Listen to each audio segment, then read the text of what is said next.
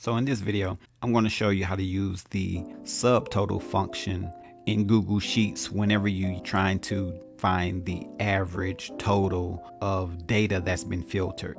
What I'm going to do, I'm going to find the number of employees, and I'm going to use the subtotal function because when I filter this data, I want this information to update automatically.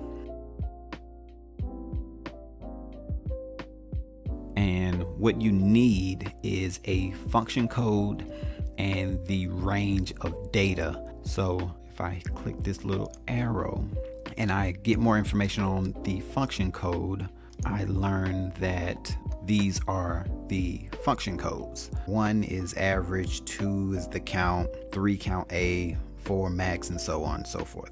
I want to get the total number of employees.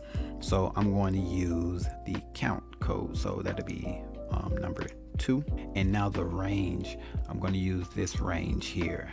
And I'm going to add a couple extra cells just in case I want to add new employees later on. So what I'm going to do is use the subtotal function to get the number of employees.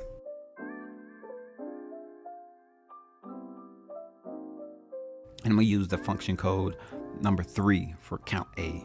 For the range, I'm going to use this.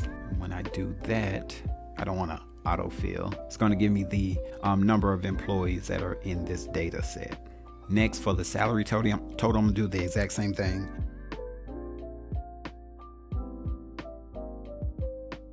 And for this function code, I'm going to use the same function code 3, and my range is going to be here.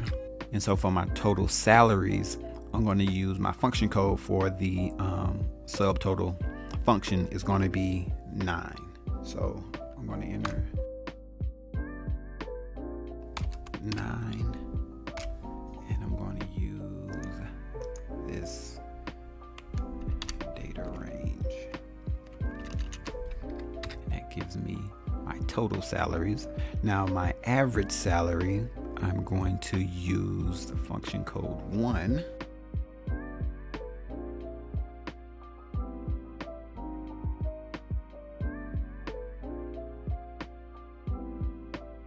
And so now that I have all these functions, subtotal functions in here, when I apply filters, my numbers update. Gives me the total number of accountants, 3, their total salaries, 98,800, their average salary, 32,933. That is how you use the subtotal function when you're trying to sum up filtered data. If you found this video helpful, go ahead and hit that like button. If you're new to this channel, subscribe for more tips like this.